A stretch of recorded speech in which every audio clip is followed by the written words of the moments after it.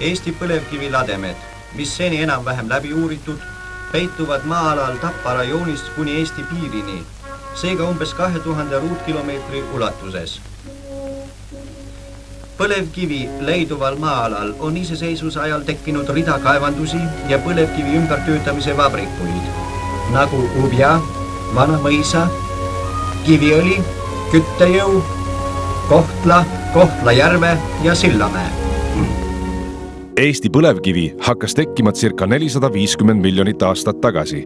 Tegu on settekivimiga, mille tekkeperiood oli 50 miljonit aastat. Põlevkivi koosneb mittetäielikult lagunenud orgaanilisest ainest ja mitmesugustest mineraalidest. 25. novembril 2013. aastal saab Eesti põlevkivitööstus 95 aastaseks. 1918. aasta novembrikuul, kui Eesti vabanes Saksa okupatsiooni alt, tutvustas Märt Raud Eesti riigitegelastele põlevkivi kui Eestile tähtsat maavara ja tema poolt läbimõeldud põlevkivitööstuse arendamise plaani. Olles määratud Kaubandus- ja Tööstusministeeriumi põlevkiviosakonna direktoriks, hakkas Märt Raud oma plaani sihikindlalt ellu viima. Võeti vastu seadused, mis kuulutasid põlevkivi riigi omandiks, kuid andsid seadustes ette nähtud tingimustel õiguse kaevandada seda ka eraettevõtetel, sealhulgas ka välisfirmadel.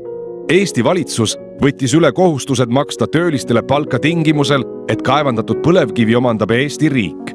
Koos põlevkivitööstuse rajamisega Ida-Virumaale alustati 1922. aastal kaevandamist ka Kiviõlis. No kui nüüd linna ajaloost rääkida, siis linn on tegelikult tekkinud tänu sellele, et hakati põlevkivi kaevandama ja kaevanduse ja kombinaadi rajamine läheb aastasse 1922. Ehkki peab ütlema, et esimene toodang praktiliselt tuli välja alles 28. aastal, siis kui toodeti õli, igasuguseid kemikaale ja enne teist ilmasõda hakati tootma ka bensiini. Kiviõli linn on sündinud keemiatööstuse rüppes. Enne 1922. aastat laiusid Kiviõli ümbruskonnas sood ja rabad. Siis kui rajati kaevandused ja tehased, tekkis ka tööstusasula ning alguse sai Kiviõli linn. Koht kui selline sai Kiviõli nime 1928. aastal. Linnaõigused sai Kiviõli küll juba nõukogude ajal, see on 1946. Pärast seda oli ta pikemat aega Kohtla-Järve linnaosa. Aga 91. aastast on siis Kiviõli omaette administratiivkeskus ehk linn. Tööstuse arenemisega rajati Kiviõlisse raudteejaam. Kasvama hakkas kombinaadist idapoolne asula. Esimesteks elamuteks olid töölisparakid, millele hiljem lisandusid kivimajad insenertehnilistele töötajatele. 30. aastate lõpuks olid ehitatud mõningad individuaalelamud ja rahvamaja. Kaevanduse algse põhitööjõu ja asula põhielanikkonna moodustasid endise Vene loodearmee sõjaväelased. Sisuliselt on linna elanikkond kujunenud nendest, kes siis tulid ümberkaudsetest küladest. Hästi palju oli neid inimesi, kes tulid peale 20. Venemaalt. See oli siis Judenitši armee inimesed, kes jäid siia paikseks. Ja 30. aastate keskpaigas tuli hästi palju poolakaid. 1939. aasta lõpuks oli Eesti põlevkivil 1500 töölist ja 140 ametnikku. Töölisasulas elas ligikaudu 3000 mitmest rahvusest inimest. Tootmistegevus Kiviõlis algas pealmaa ja hiljem allmaa kaevandustes. Igale ju mäeettevõttele antakse ju üks teatud ala, ta nimetas kaeveväljaks. Ja kui ütleme niimoodi kõik lubade asjad, majandus, paberimajandus, ütleme nii on korras, siis edasi järgmine etapp, see tuleb ju minna maa alla. Ja seda nimetakse siis määnduses kaevevälja ehk kihindi avamiseks. Maa-aluse kaevuri amet on üks ohtlikumaid ameteid maailmas. Põlevkivitööstuse hiilgeajal oli kaevuri amet väga hinnatud ja tunnustatud. Tänapäeval peetakse kaevuri ametit ekstreemseks ja veidi hulljulgete pärusmaaks.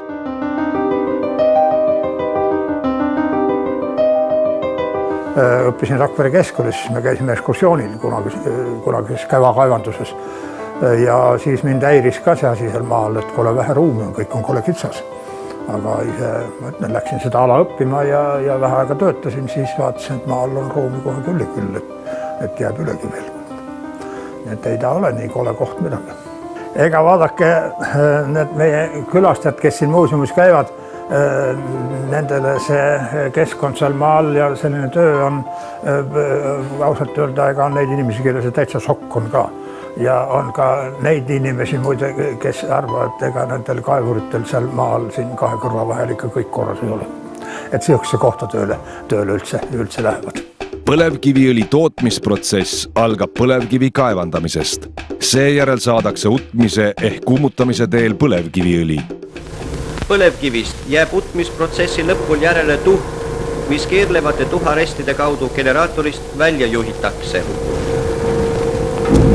Tuhk langeb liikuvatele lintidele, kus see veega kustutatakse.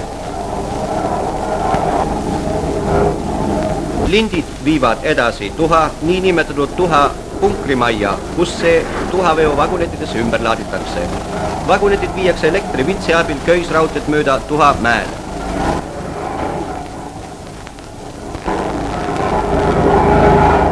Kiviõli tuhamäed hakkasid kerkima 1930. aastatel. Et pidevaks põlevkiviõli tootmiseks läks 1928. aastast alates, siis 1930-ndatest hakati siis vagonettidega siis jäätmeid mäkke ladustama. Aastate pikkune protsess lõi Kiviõli linnale uue sümboli, Tuhamäe.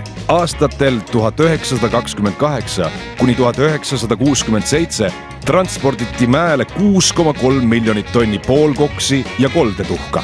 Tuhamägede kõrgus on tegelikult olnud varieeruv. Nad on ühel hetkel olnud ka mingi 115 meetri kõrgused, see kõige kõrgem. Kerkinud mägi oli algusaastatel justkui ausammas kaevuritele ja linna elanikele põlevkivitööstusele antud panuse eest. Põlevkivi kaevandamine saavutas maksimumi 1980. aastal. Pärast 80-ndaid hakkas põlevkivi tootmine kahanema. Üks põhjuseid oli vanade kaevanduste varude ammendumine.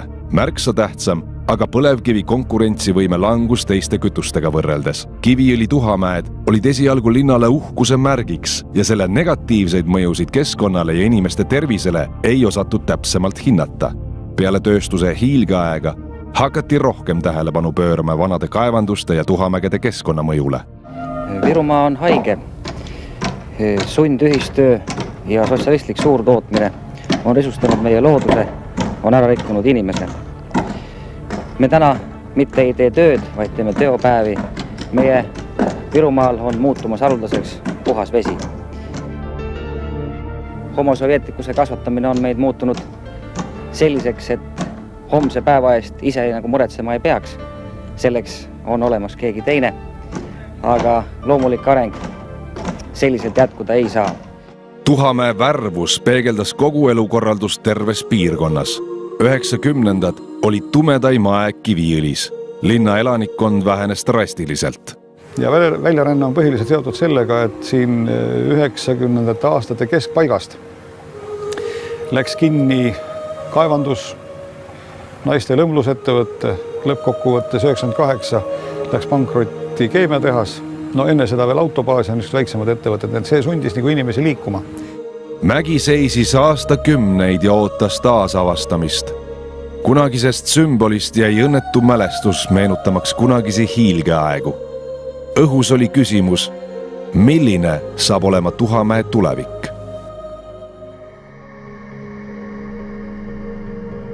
Aastakümneid seisis Tuhamägi rakenduseta Kiviõli linna piiril, tekitades peavalu keskkonnale ja inimestele. Uue milleeniumi algusaastatel avastas grupp noori Ida-Virumaad. Igavuse peletamiseks otsustas seltskond Tuhamäe nõlvad proovile panna. Lumelauaga mäest alla kihutades nähti mäge teise nurga alt.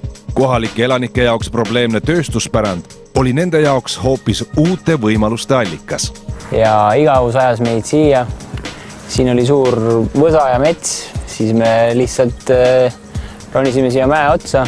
Mäe tipp oli siis kuskil seal, ehk et mägi oli kõrgem ja sõitsime siit võsa vahelt otse alla paar korda, sest rohkem ei jaksanud üles tulla.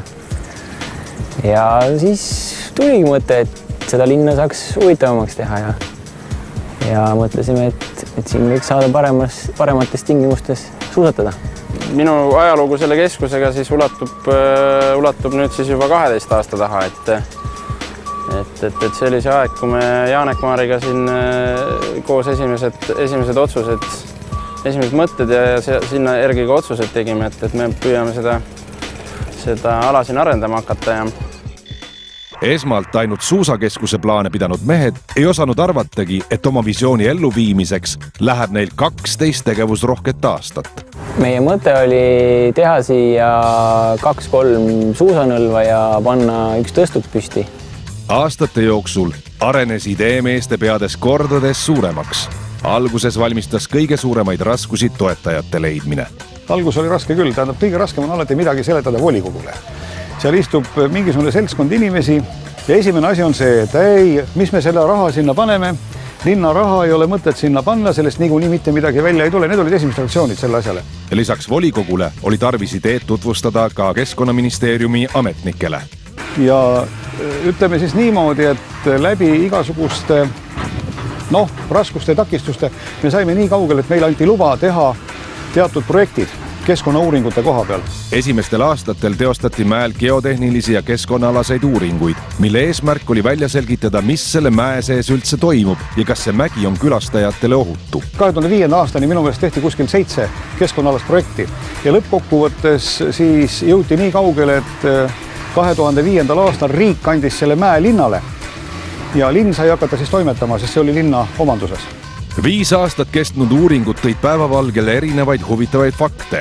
Näiteks avastati, et mäe sees on tänapäevani kuni 80-kraadine jääksoojus. Seda soojust me kasutame sinna alla heledale platsile tekkiva keskuse peamaja kütmiseks, nii et me oleme püüdnud selle mäe puudusi ja vigasid enda kasuks kuidagi ära kasutada, et nendest tuleks mitte võimatused, vaid võimalused. Selleks, et üldse seikluskeskust rajada, oli esmalt vaja sulgeda mäekülje all olev prügila. Praeguse Kiviõli seikluskeskuse peamaja ja parkla asemel lokkas olmeprügi. Juba peale 90-ndaid, see oli aastal 97, tekkis Jõhvi linna alla üks suur prügila, kuhu siis kõik ümberkaudsed omavalitsused pidid oma prügid ära viima ja tekkis niisugune lootus, et see prügimägi siin all läheb likvideerimisele. Et selle olmeprügila sulgemine oli kindlasti huvitav projekt ja ka oluline verstapost meie jaoks, et üleüldse seda keskust siia teha.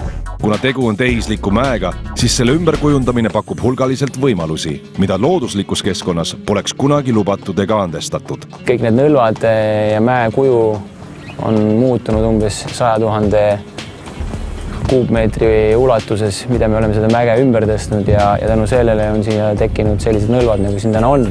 Ja kuna see haakus ka sellega, et see mägi kui kunagine prügila oli niikuinii vaja sulgeda keskkonnasõbralikult, siis õnneks me sattusime aega, kus meil oli võimalik leida ka finantseeringut siis Keskkonnainvesteeringute Keskuse poolt, kes siis sisuliselt 100% ulatuses tegelikult finantseeris selle mäe ümberkujundamise ja loodusliku pinnasega katmisega. Peale neid ettevalmistavaid töid olid kõik eeldused olemas, et rajada seikluskeskuse hooned ja vajalik taristu. Enne ehitustöid oli aga suureks probleemiks rahastuse leidmine. Ida-Virumaa ei olnud turistide ja külastajate jaoks mitte nii atraktiivne paik kui Lõuna-Eesti, Pärnu või Saared. Kiviõli ei ole eriti populaarne koht investeerimiseks. Pigem on meil ju probleemid selles, et meil elanikkond väheneb, et kunagi oli Kiviõlis kuni 14 000 elanikku, praegu on natuke üle 5000, et tegelikkuses nähtavasti isegi veel vähem ja meil on probleem sellega, et me peame kogu aeg midagi lammutama, et meil jääb neid eluasemeid tunduvalt üle, kui meil on. 2006. aastal saadi EAS-i toetus seikluskeskuse motokompleksi ehituseks ja hakati mäe teisele poole välja ehitama motocrossirada. Seikluskeskuse arendajatel oli tarvis avalikkusele tõestada, et nad on võimelised suuremõõtmelisi ettevõtmisi ellu viima ja seetõttu otsustati teise mäe külje peal korraldada esimene Kiviõli motofestival. 2007 oli see aasta, kui Madis Olt ja Janek Maar lõpuks ometi sai testida mäe potentsiaali. Korraldati esimene Kiviõli motofestival. Aasta hiljem oli Tuhamägi asukohaks külgkorvide MM-etapile. Maailmameistrivõistluste etapp Kiviõlis on tänase päevani üks regiooni tähtsündmusi, tuues kokku tuhandeid motohuvilisi ja võistlejaid kogu maailmast. Ega linnaelanikud ka, ega nad seda alguses suurt ei võtnud, aga kui siis esimesed krossivärgid siin juba teisel pool mäed lahti läksid, siis on kõik väga rahul selle. festivali kõrgetasemeline korraldus pälvis meedia tähelepanu ja tõi huviorbiiti kogu seikluskeskuse arengu, mille üheks olulisemaks verstapostiks võib lugeda 2011. aastat, mil kinnitati Kiviõli seikluskeskuse arendamise rahastus EAS-i poolt. 2011. aasta suvel saabus kauaoodatud hetk, mil alustati seikluskeskuse taristu ja hoonete ehitamisega. Et täna seal all platsil kaevatud peahoone vundamendi auk on kindlasti sümboolse tähtsusega kogu selle 10 aasta jooksul, kuna see on ikkagi selle keskuse kõige suurem objekt, mida me siin aasta jooksul rajame ja ehitame ja lisaks keskuse peahoonele hakati püstitama suusatõstukeid, millele tuli leida aastaringne kasutus. Siis me hakkasime otsima rakendusi, mis toidaks seda tõstukit aastaringselt. Ja nüüd me oleme leidnud siis sellise põhilise väljundi, mille me just siis äsja käivitasime, on siis mägiautode teenus, veame üles downhill-rattureid. Kui see downhilli ja mägiautode pool jääb aktiivselt toimima, siis tegelikult see tõstuk ongi piisavalt koormatud, et siis me oleme sellega juba rahul. Selleks, et talvel mäge piisava lumekogusega katta, loodi tehistiik, mille eesmärk oli koguda vett talviseks kunstlume tootmiseks. Otse mäejalamile ehitasid julged kohalikud ettevõtjad hosteli. See samm on tõestus sellest, et ka Kiviõli elanikud näevad projekti suurt potentsiaali piirkonna atraktiivsuse tõstmisel. Hostelisse mahub meil on 13 kohta ja hostelisse mahub tegelikult 30 inimest. 30 inimest on siis nagu voodites mahutatud.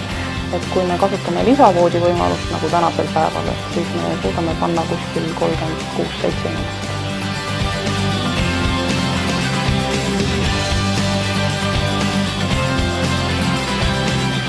Keskuse arengu ja rajamise protsessi vastu on huvi tundnud ka paljud Eesti poliitikud ning 2012. aasta sügisel külastas valmiva keskuse peahoonet ka Eesti presidendipaar. Ma arvan, kõik ministrid on käinud ja president on käinud ja ikka kogu aeg siis juba mind naerdaks, et sa tuled jälle Kiviõlist ja oma selle Kiviõli jutuga, et oma Tuhamäe jutuga, et jätta inimesed rahule sealt umbes.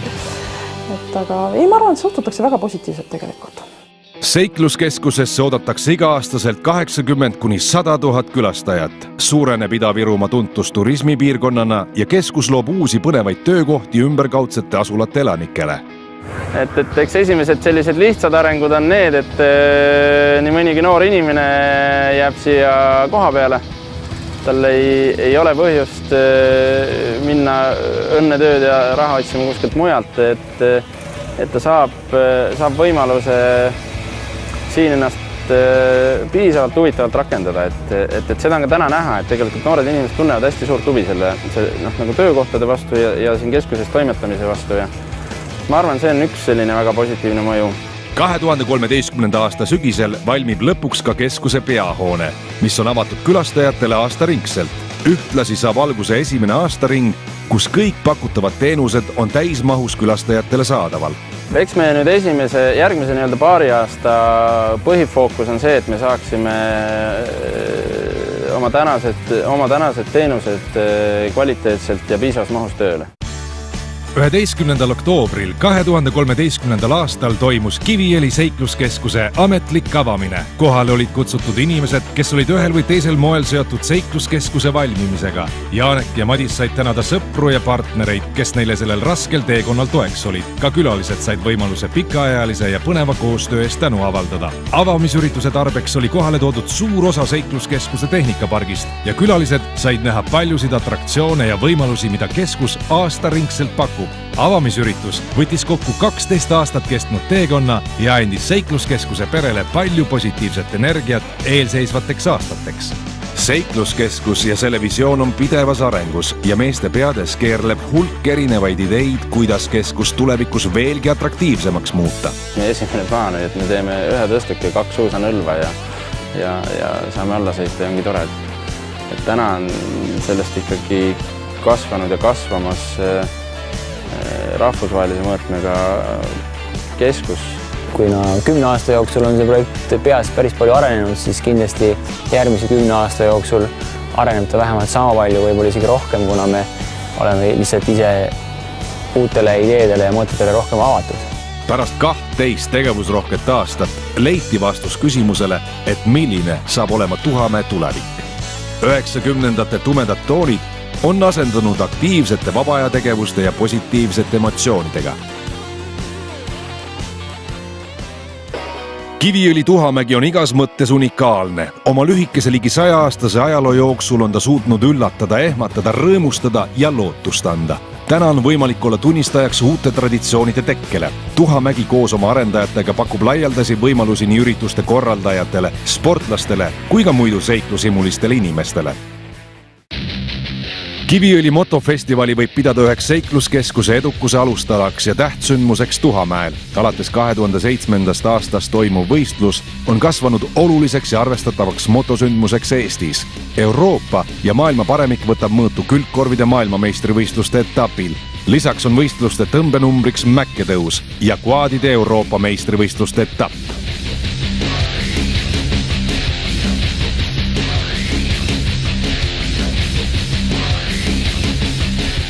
Kui me 2007 siin korraldasime festivali 2008 ja 2009, siis me sisuliselt tõime kõik asjad siia, siin ei olnud mitte midagi.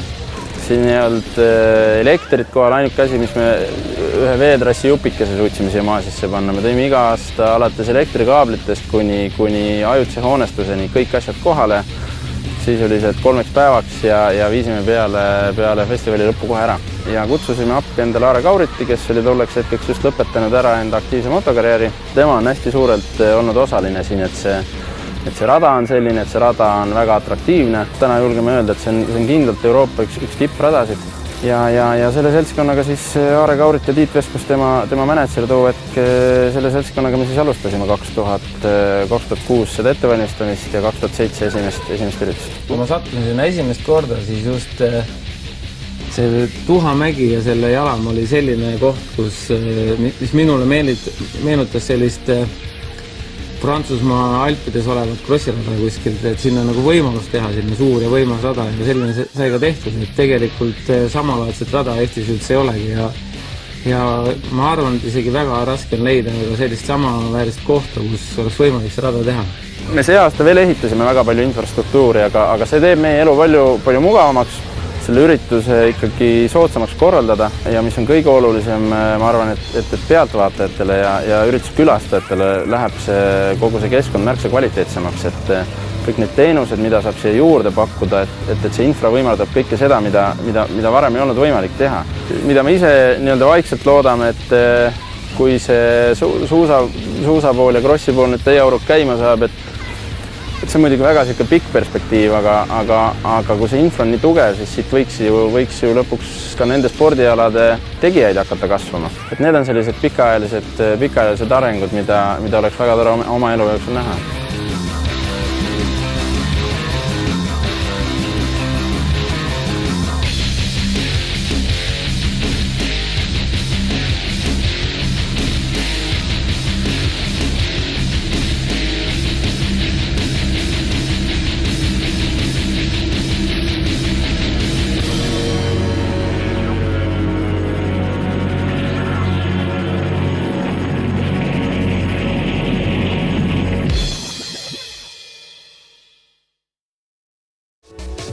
Järgmisena valutavad Kiviõli Tuhamäe seiklussportlased. 2012. aasta suvel toimus seiklussarja X-Stream etapp. Vaheldusrikas ja raske rada õnnestus alistada ligi 750 seikleja.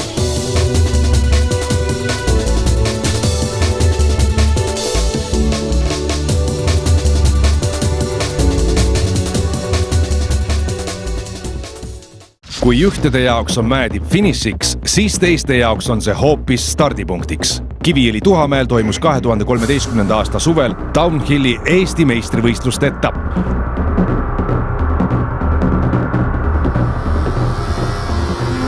No downhill on tegelikult selline, ütleme siis, aja peale keerulisel rajal mäest laskumine, et rõhk on sõnal laskumine.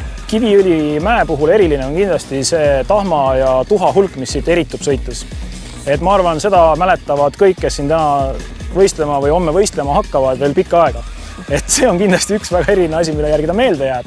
Aga mis nüüd korralduse poole pealt, siis jah, loomulikult siin on lubatud natukene rohkem songida, paigaldada mingeid hüppeid, asju, mida sa ilmselgelt ei saa teha, ütleme sellises ilusas kaitseala mingisugusel kõrgendikul, et ilmselgelt jah, see on kindlasti Kiviõli üks suur pluss ja noh, teiseks ka ikkagi Tallinnast, kui me räägime Tallinnast sõitmisest Kütiorgu Võru taha 4 tundi, noh, või sõita Tallinnast siia, on ju, ma ei tea, tund midagi, on ju, noh, 1,5 tundi.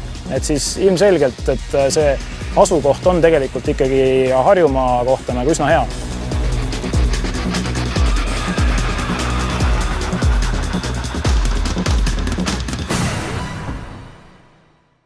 Kiviõli Tuhamägi on koduks ka Baltikumi ainsale mägiautode rajale. Soomest alguse saanud idee, autod ja rada on kohandatud Tuhamäele sobivaks. Mäest alla tuhisedes saab tunda gravitatsiooni tõelist tõmbejõudu. No mõte hakkas liikuma selles suunas 2010. aastal juba ja kuna see asi on Soomes väga populaarne, siis sai soomlastega maha istutud, arutatud seda asja ja kuna meil Eestis on ainulaadne mägi selle jaoks, mis võimaldab selle autoga mäest alla sõita selliste radade peal, siis selle me siia Kiviõli seiklusparkiga tegime. Tänaseks oleme me suutnud oma mäele selle raja püsti panna, autod on olemas, 8 autot. Raja valmimisel on meil väga suureks abiks olnud Kiviõli linn, kes on oma suurte mulla- ja kaevamistöödega aidanud meid raja täitmisel. Selles mõttes autod on ainulaadsed, et need töötavad ainult meil talvise atraktsiooniga ehk siis suusatõstukiga. Need tõstetakse üles või sõidetakse üles mäe otsa suusatõstukiga ja sealt siis on vastav vaba langemine juba koos pidurite, rooli ja vastavalt siis ralli rahmetega oled see kinnitatud ja sellega sa jõuad siis alla välja.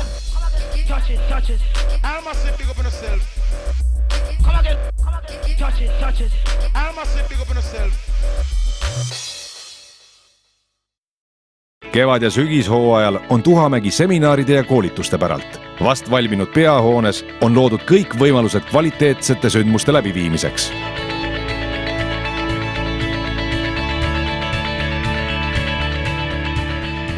Kiviõli seikluskeskuses saabus koos sügisega tähtis hetk, kus siis valmis lõpuks meie keskuse peahoone, kus me pöörame erilist tähelepanu lähematel kuudel firmadele ja gruppidele, kes tahavad tulla kasutama meie verivärskeid ja väga hästi varustatud seminariruume. Majas on meil siis 2 seminariruumi, millest üks on kohviku tasandil ja teine 3. ehk siis kõrgemal korrusel, kus avaneb suurepärane vaadega mäele. Me ootame eriti siia firmasid ja gruppe, kes tahaksin korraldada oma firmaüritust, meeskonnatreeningut või lihtsalt mingit toredat sündmust.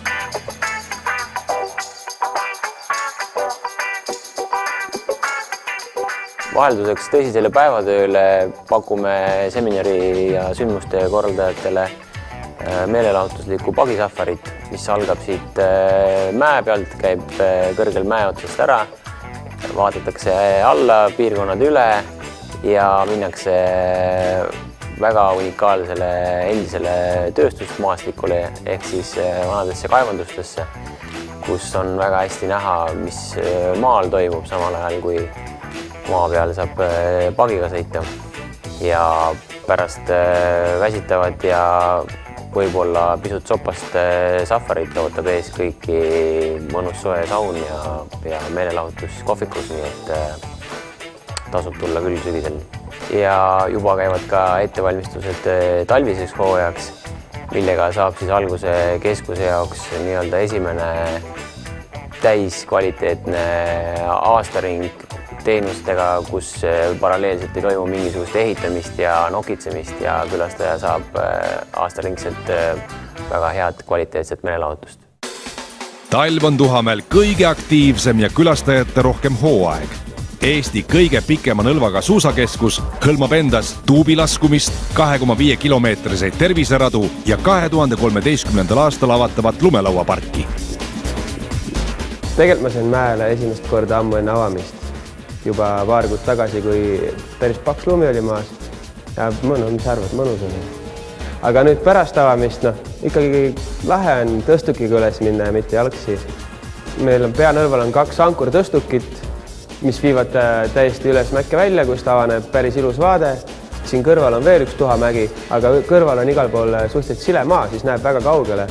Et siiamaani esimene nädalavahetus oli juba päris kiire aga sellist asja ei olnud, et oleks liiga tihe olnud või et oleks tõstuki järjekord pikaks läinud. Et kõik sujus väga ilusti.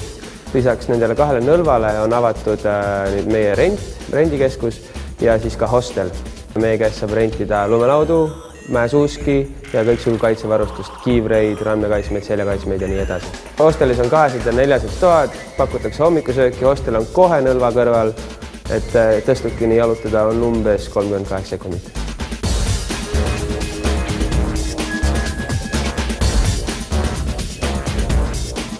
Et keskus kindlasti kõige suurema koormuse saab talvehooajal, kus nagu tänagi on tegemist siis suusa- ja lumelauamäega, mille kõrval on siis ka väiksemad murdmara ja tuubi teenused. Et talvine külastajaskond on kindlasti umbes 70% kogu aasta külastajatest. Et reaalse tegevuseni jõudsime lõpuks siis 2. veebruaril 2013. Et igaüks teab, et see on suhteliselt pigem kevad kui talv, et seepärast sel aastal oli katsetamise aasta ja kõik asjad jäid vähem või rohkem hiljaks võrreldes plaanituga. Et jah, et sellist suusakeskust iga päev ei tehta ja kuna see on oma formaadilt ja suuruselt ju Eesti kõige kõrgem suusamägi, siis on loogiliselt võttes siin ka kõige pikemad suusasõidud. Ja Kiviõli esimene keskkool on ka hea näide, kus siis esmakordselt Eestis on mäesuusatunnid ka kehalise kasvatuse tundide raames õppekavas, nii et järgmine aasta kindlasti tuleb päris palju uusi suusatajaid sealt koolist. Ja kuna Kiviõli linn on meid ka aastaid toetanud, siis oli meil ka hea meel teha Kiviõli linna elanikele väike piletisoodustus. Et esimesel kuul oli üle 6000 külastaja, mis näitab, et kui siin lõpuks nüüd kõik valmis saab loodetavasti lähiajal, siis järgmine aasta talvehooaeg võiks juba väga lõpuks tulla.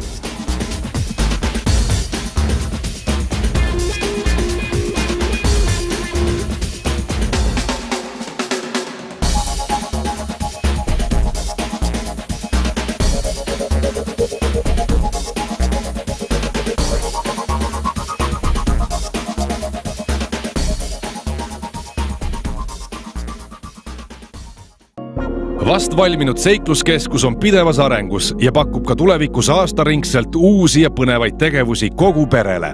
Kiviõli seikluskeskus on paljudele innustavaks eeskujuks. Endisest keskkonnaohtlikust Tuhamäest on saanud turvaline, tänapäeva standarditele vastav sportimise ja vaba aja veetmise tõmbekeskus. Kiviõli eeskuju järgivad mitmed läheduses asuvad piirkonnad. Lähiajal on oodata sõudekeskuse avamist Aidu karjääris, põlevkivi muuseumi teket Kiviõli keemiatehases ning palju muudki huvitavat.